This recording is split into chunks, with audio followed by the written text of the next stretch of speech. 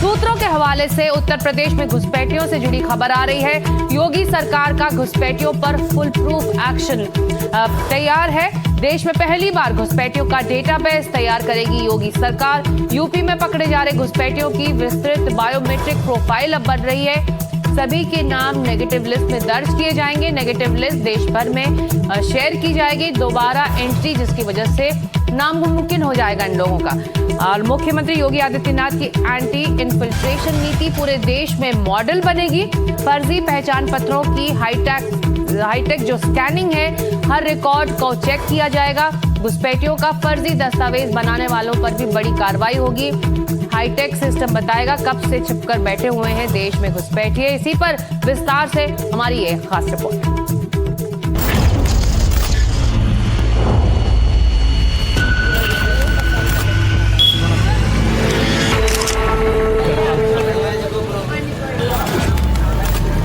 घुसपैठियों पर योगी का नाइट अटैक। रात के सन्नाटे में ऑपरेशन टॉर्च। घुसपैठ के विरुद्ध निर्णायक युद्ध। का सारा कुछ पूरा बना हुआ है। असली कहानी 22 नवंबर से शुरू हुआ यह अभियान अब रात के अंधेरे में रफ्तार पकड़ चुका है। नाम है ऑपरेशन टॉर्च।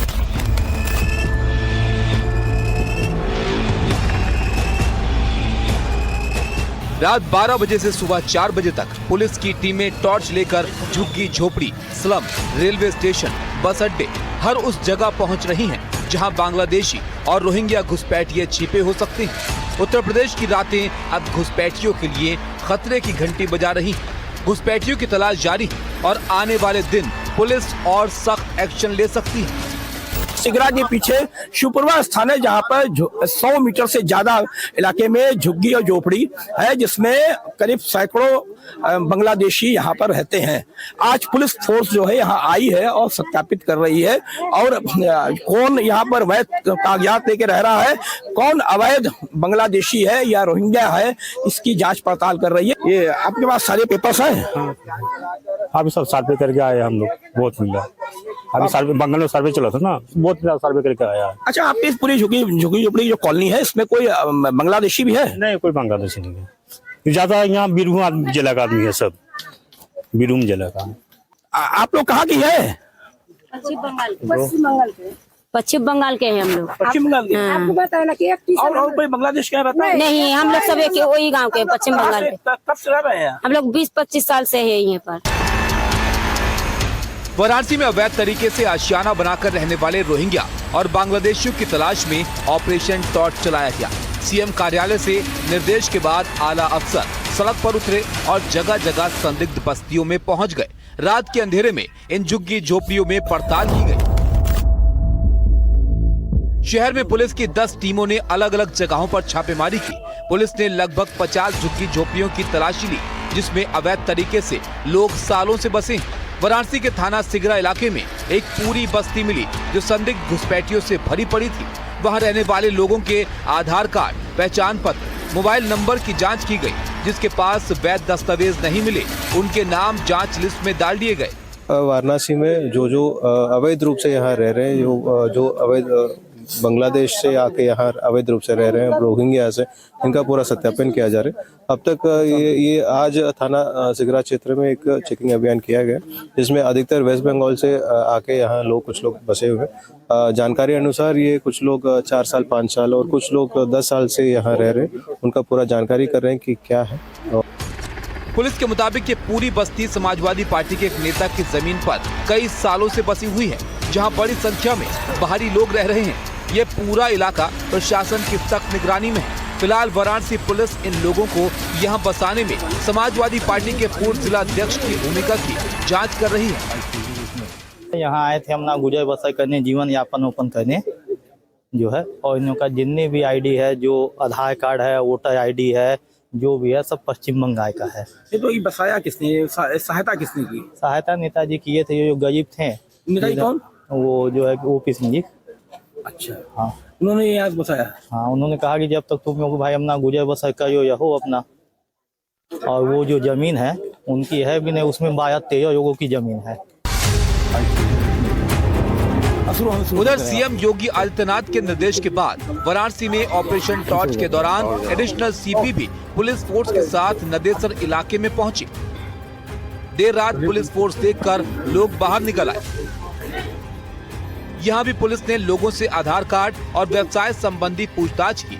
इस दौरान टीम ने लगभग 27 संदिग्ध परिवारों की पहचान की। इन सभी के आधार कार्ड देखे तो सभी वीरपुर पश्चिम बंगाल के निवासी निकले। इन परिवारों का कहना है कि वो पश्चिम बंगाल के मूल निवासी हैं और इंदिरा गांधी की मौत के बाद वाराणसी आ गए थे। पुलिस इनके दस्तावेजों की जांच में जुटी है। वाराणसी की ही तरह मुजफ्फरनगर पुलिस ने भी घुसपैठियों की तलाश में ऑपरेशन टॉर्च चलाया। इस दौरान रात के अंधेरे में झुग्गी झोपड़ियों में रहने वाले लोगों का सत्यापन किया गया। पुलिस ने एक एक झुग्गी की तलाशी ली और वहां रहने वाले लोगों के आधार कार्ड और दूसरे दस्तावेजों की जांच की। मुजफ्फरनगर में आज जो है इस तरह से अभियान चलाया गया है। जो पुलिस है इनके आधार कार्ड चेक कर रही है, ये पता कर रही है कि लोग कहाँ के और कहाँ के रहने वाले हैं। कोई अवैध रूप से मुजफ्फरनगर में तो नहीं रह रहा है। क्या नाम है आपका? अजारी है मेरा नाम जी। कहाँ के रहने वाले हो? दिल्ली के रहने वाले, रफीनगर 57 जी। अब मुजफ्फरनगर में कब से रह रहे हो? 25-30 साल हो जाएंगे रहते रहते ना। आप अभी पुलिस आई थी, आपका आधार कार्ड चेक किया, क्या कहा पुलिस ने आपसे? पुलिस वाले कह रहे आधार कार्ड दिखा दिया हमने, वो देख रहे हैं। अब देखो क्या कह रहे पुलिस वाले। आप कहाँ के रहने वाले हो? हम भी दिल्ली के रहने वाले। आप भी दिल्ली। आप कब से मुजफ्फरनगर में झुग्गियाँ डाल के रह रहे हो? हमें भी हो गए कम से 17-18 साल हो गए ऐसे यहाँ पे रहते जी। अब जो सर आए पूछने के लिए तो आधार कार्ड वगैरह बताया उनको। अब पूछ रहे हैं कहाँ के रहने वाले, तो हमने बताया, एड्रेस भी बताया उनका, और बाकी हम यहीं रहते हैं। अभी जिस तरह से पुलिस आई थी, आपके आधार कार्ड चेक किया, अपने आधार कार्ड दिखाए? नहीं, वो बता दिया पुलिस वालों का। आधार कार्ड पूछा हमें तो आधार कार्ड बता दिया, उनको बता दिया। किराएदारों का, बाहर से बसे हुए प्रवासियों का, किसी भी संदिग्ध व्यक्ति का, इस तरह से एक सत्यापन की मुहिम चलाई गई है, जिसके तहत कोई भी ऐसा व्यक्ति जिसका अपराध या आपराधिक गतिविधियों से संबंध हो, या कोई ऐसा हो जो कि अवैध रूप से हमारे देश में आगे बसा हो, ऐसे सभी लोगों का सत्यापन किया जा रहा है, जैसे कि इस प्रकार की किसी भी गतिविधि को बिल्कुल डिस्करेज किया जा सके। और ये अभियान अब चलता रहेगा, और इससे हम मैसेज देना चाहते हैं कि ऐसे सारे ही लोग अलर्ट हो जाएं, क्योंकि पुलिस अब इस अभियान को बहुत स्ट्रिक्टली ले रही है। उत्तर प्रदेश ऑपरेशन टॉर्च का मकसद अवैध घुसपैठियों की पहचान, हिरासत और निर्वासन है, जिसे राष्ट्रीय सुरक्षा, कानून व्यवस्था और सामाजिक सद्भाव को ध्यान में रखते हुए चलाया जा रहा है।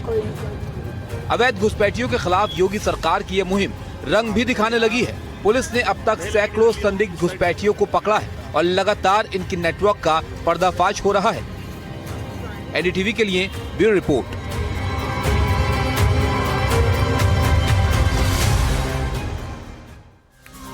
और अब सीधे चलते हैं लखनऊ हमारे सहयोगी रणवीर सिंह के पास। रणवीर, साफ है कि घुसपैठियों को लेकर इस वक्त यूपी सरकार बहुत सख्त है और एक तरह से एक मॉडल भी वो तैयार कर रही है देश के अलग अलग राज्यों के लिए कि किस तरह से उनकी धरपकड़ तेज हो और उन्हें देश से निकाला जाए। जी बिल्कुल, उत्तर प्रदेश सरकार ने जिस तरह से अभियान शुरू किया है, इसमें खास बात यह है कि रात को पुलिस को जाकर के गश्त करने की या पड़ताल करने की जरूरत क्यों पड़ रही है।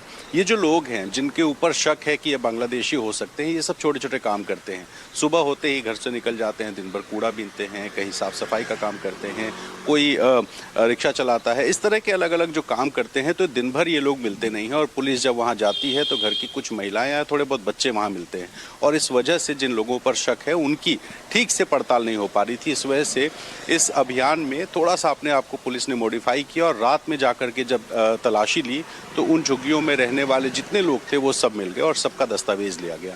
इन दस्तावेजों को अब उन राज्यों को भेजा जाएगा जिन राज्यों का होने का ये दावा करते हैं। अगर ये असम, पश्चिम बंगाल, त्रिपुरा या बांग्लादेश की सीमा से लगे हुए किसी राज्य के होंगे तो जाहिर है कि इनको जो जिस तरह रह रहा है, जो काम कर रहा है, वो करने दिया जाएगा। लेकिन जो भी लोग झूठ बोल रहे होंगे, गलत दस्तावेज बना करके उत्तर प्रदेश में रह रहे होंगे, बांग्लादेशी होंगे, उनको अब डिटेंशन सेंटर में रखने की तैयारी है। तो एक तरफ ऐसे लोगों को आइडेंटिफाई करने की प्रक्रिया चल रही है। जी। तो दूसरी तरफ डिटेंशन सेंटर बनाने की भी तैयारी पूरी हो चुकी है, प्रक्रिया में है। अगले कुछ दिनों में डिटेंशन सेंटर जब बनकर तैयार होंगे तो उन डिटेंशन सेंटर्स में उन सभी लोगों को शिफ्ट किया जाएगा जो लोग बांग्लादेशी हो सकते हैं। तो ऐसे में ये पुलिस लगातार अभियान चला रही है और इस अभियान के तहत जैसे पुलिस कि आप की ये बता रहे कोशिश है हैं, कि तो गंभीर और सख्त एक्शन इस वक्त यूपी सरकार ले रही है घुसपैठियों के खिलाफ। हमारे साथ बने रहिए। इस बीच खबर यह भी है कि लखनऊ की मेयर जो हैं, उन्होंने एटीएस ने नगर निगम को पत्र लिखकर चिट्ठी मांगी। उनके हवाले से खबर आ रही है एटीएस ने सफाई कर्मचारियों की पूरी लिस्ट मांग ली है। बांग्लादेशी और रोहिंग्या की तलाश तेज हो रही है। कई के बांग्लादेशी रोहिंग्या होने का शक है।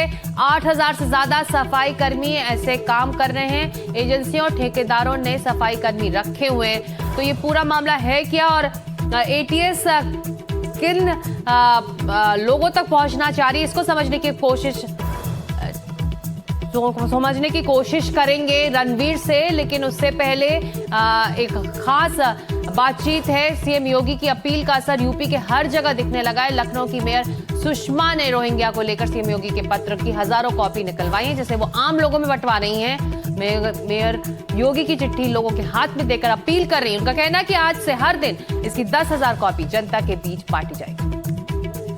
उत्तर प्रदेश में बांग्लादेशी रोहिंग्याओं का मुद्दा मुख्यमंत्री योगी आदित्यनाथ ने उठाया हुआ है, उसको लेकर एक पत्र लिखा है। लेकिन सबसे पहले जो ये मुद्दा है, 1.5 साल पहले लखनऊ की मेयर सुषमा खरकवाल ने उठाया था। बात करने के लिए लखनऊ की मेयर हमारे संग मौजूद हैं। मैम, ये जो हाथ में आपके पत्र है, जरा एक बार ये पत्र दिखाइए और बताइए ये पत्र क्या है। ये हमारे प्रदेश के मुखिया ने पत्र दिया है जनता के नाम, और इस पत्र को लेके मैं जनता के बीच में जा रही हूँ। क्या लिखा है, जरा इस पत्र में बताइए। इसमें लिखा है, मेरे सम्मानित प्रदेशवासियों, माननीय सर्वोच्च न्यायालय में एक प्रकरण की सुनवाई के दौरान अत्यंत महत्वपूर्ण टिप्पणी की गई है कि घुसपैठियों के लिए लाल कालीन नहीं बिछाई जा सकती है। ये घुसपैठियों को लेकर मैं पढ़ रहा हूँ, रोहिंग्या और बांग्लादेशियों का भी जिक्र मुख्यमंत्री, रोहिंग्या और बांग्लादेशियों का ही इसमें जिक्र किया है, और इसी को लेकर के मैं आगे बढ़ रही हूँ। और बाहरी लोग हमारे शहर पे ना आए। लखनऊ में मैं लगातार इस पे काम कर रही हूँ। हमारे संसाधन, हमारे रोजगार, ये लोग जो हमसे छीन चुके हैं, इनको वापस लेना चाहती हूँ। कई प्रतियां आपने तैयार की, मैं बहुत सारे रोल्स देख रहा हूँ, बंडल्स भी हाथ में दिख रहा हूँ। कितने लगभग प्रिंट तैयार करवाए आपने? मैंने 10,000 छपवाए हैं। क्या करने का इरादा है इन 10,000 प्रिंट्स के साथ? पूरे लखनऊ में बांटूंगी। आज से अभियान 1 घंटा रोज बांटूंगी। आज से अभियान शुरू हो गया है। घर घर जाकर के लोगों को कहूंगी कि हम अपने देश के प्रति वफादार। और इस बीच मुख्यमंत्री योगी आदित्यनाथ का बयान तोड़ने के लिए तो बहुत है। कोई जाति के नाम पर, कोई क्षेत्र और भाषा के नाम पर बांट रहा है। जब ये सत्ता में आते हैं तो सिर्फ परिवार के लिए सोचते हैं, परिवार की प्रॉपर्टी विदेश में बनाते हैं। कोई होटल खरीदता है, देश का पैसा वहां भेजकर भारत को दरिद्र बनाने की कोशिश करते हैं। एकता पर बल, समाज को जोड़ना, तोड़ने के लिए तो बहुत लोग हैं। कोई जाति के नाम पे तोड़ रहा है, कोई क्षेत्र के नाम पे तोड़ रहा है, कोई भाषा के नाम पे बांट रहा है, तमाम अन्य बातों के आधार पर। और जितने भी तोड़क तत्व हैं, जब ये सत्ता में आते हैं, केवल अपने परिवार के लिए सोचते हैं, अपने परिवार की प्रॉपर्टी विदेश में बनाते हैं। कोई विदेश में होटल खरीदता है, कोई द्वीप खरीदता है, देश का पैसा वहां जाता है, भारत को दलिद्र करने के सारे षड्यंत्र करते हैं, देश को विभाजित करने का पाप करते हैं। ये लोग वही पाप कर रहे हैं जो जाति के नाम पर समाज को बांट रहे हैं, क्षेत्र और भाषा के नाम पर समाज को बांट रहे हैं। ये लोग वही पाप कर रहे हैं जो पाप कभी जयचंद और मीर जाफरों ने देश के अंदर किया था। हमें ऐसे तत्वों से सावधान और सतर्क रहना होगा। एक तात्कालिक लॉलीपॉप से समाज का कल्याण नहीं होने वाला है, देश का कल्याण नहीं होने वाला है। देश का कल्याण तब होगा जब समाज में एकता होगी, कोई भेदभाव नहीं। हम सब भारतीय होने के नाते एक हैं।